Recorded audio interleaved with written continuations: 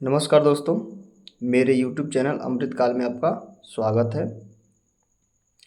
Video अच्छा लगता है तो लाइक और शेयर सब्सक्राइब ज़रूर करें। शुरू करते हैं आज का वीडियो। तो दोस्तों, अमृतकाल चल रहा है। अमृतकाल में हम हैं और अमृतकाल जो है 2022 से 2047 तक चलेगा। 25 साल का टाइम भी है। जब 100 साल होगा, जब हमारे आज़ादी का 100वां साल होगा, तो हमारे लिए जो है अमृतकाल का बहुत इम्पोर्टेंट है। और माननीय प्रधानमंत्री जी ने भी इसका आह्वान किया है। उन्होंने ये कहा है कि ये हमारे लिए बहुत ही महत्वपूर्ण है। हाँ, मैं मानता हूँ और है भी हमारे लिए महत्वपूर्ण, क्योंकि हम जो है आज़ादी के शुरुआत को जो है हम लोगों ने नहीं देखा, लेकिन हम जो उस चीज़ को महसूस करेंगे और महसूस कर भी रहे हैं। तो शुरू करते हैं। मैं भी आज वीडियो कुछ अलग टॉपिक बनाने जा रहा हूँ। हमारे लिए महत्वपूर्ण है, इसीलिए मैं बना रहा हूँ और आपके लिए भी महत्वपूर्ण है, क्योंकि जो यह समय चल रहा है और चूँकि हम अमृतकाल में हैं, तो हमें इन सब चीज़ों पर थोड़ा सा ध्यान देने वाली बात होती है। ठीक है। और हालांकि ये टॉपिक जो है कहीं ना कहीं इनडायरेक्टली जो है, उसके लिए क्षमा चाहूँगा।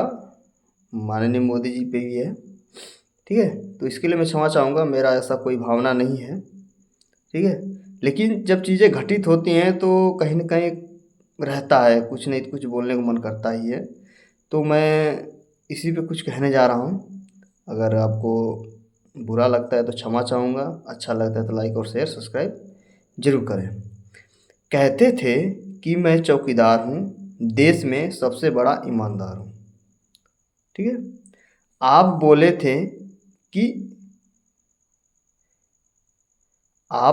थे कि अमृतकाल में आज़ादी की वर्षा हो रही है।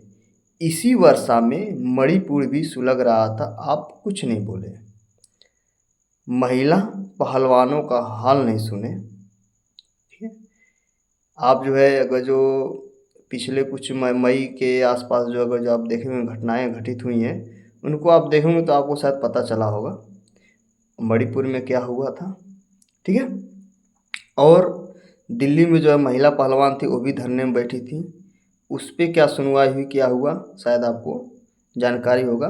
ठीक है। लेकिन अब इस समय जो एक नया मुद्दा आया है, ठीक है ना, उस पर मैं बात करने के लिए मैं कह रहा हूँ। ठीक है। कम से कम अब तो बोलिए, अपना मुख तो खोलिए। कम से कम अब तो बोलिए, अपना मुख खोलिए। 6,986 करोड़ मिला, ठीक है।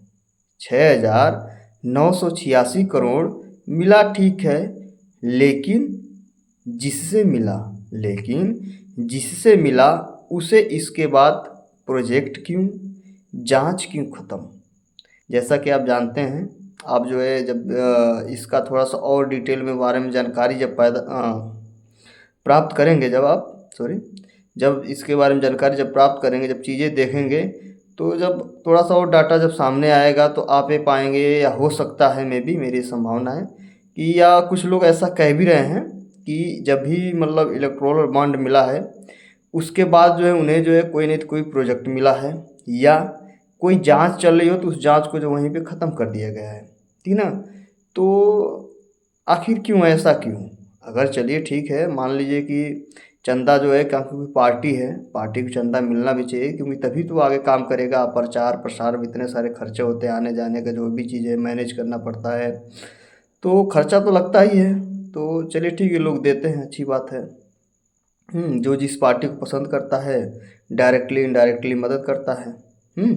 लेकिन ऐसा ही क्यों, कि जैसे मान लीजिए कि मेरे ऊपर कोई इल्ज़ाम चल रहा है, मैंने आपको क्या कर दिया, इलेक्टोरल बॉन्ड दे दिया, आपने क्या किया, मुझे कोई प्रोजेक्ट दे दिया। सॉरी, प्रोजेक्ट नहीं, मान लीजिए मेरे ऊपर कोई जांच चल रहा है, तो अगर मैंने आपको इलेक्टोरल बॉन्ड दे दिया तो मेरे ऊपर से जांच ख़त्म, यानी मैं जो है फिर से ईमानदार हो गया। ठीक ना। और मेरे ऊपर किसी प्रकार का दोष द्वेष नहीं है। उसी प्रकार जैसे कोई इलेक्टोरल बॉन्ड दिया, उसे बहुत बड़ा प्रोजेक्ट मिल भी गया है, ऐसा भी देखने को आ रहा है, सामने आ रहा है। ठीक है। आगे क्या मैंने लिखा है, 140 करोड़ के अगुआ 140 करोड़ की अगुआ छुपिए नहीं सामने आइए, 56 इंच की छाती को ऊंचा कीजिए, 56 इंच की छाती को ऊंचा कीजिए और जवाब दीजिए कि मैं ही चौकीदार हूँ और मैं ही ईमानदार हूँ।